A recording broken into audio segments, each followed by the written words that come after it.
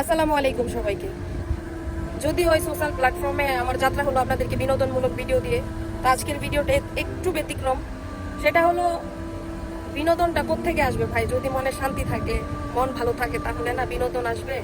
এখন মন ভালো নাই কেন বা আমরা ভালো নাই কেন, সেটা হচ্ছে বাংলাদেশের কিছু কিছু জেলা যেমন নোয়াখালী, ফেনী, কুমিল্লাতে এমন ভাবে বন্যা হচ্ছে যেগুলো দেখে আসলে কারো মনই ভালো থাকার কথা না, কেউ ভালো থাকার কথা না। তো সেখান থেকে বলতেছি, দেখেন আমরা দেশের বাইরে থাকি, সেখান থেকে সমবেদনা আর আপনাদের ব্যথায় ব্যথিত হওয়া ছাড়া আর কিছুই করতে পারবো না।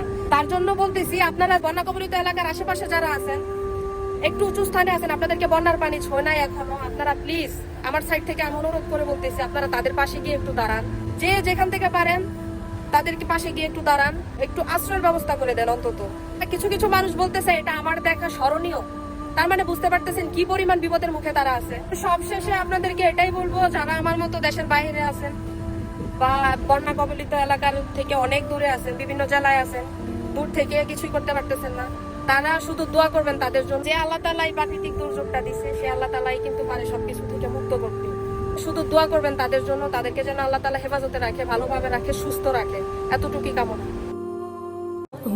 নদীরে তুই ভাঙলি আমার ঘর, তোর কিনারে থাকতাম তুই করলি আমায় পর।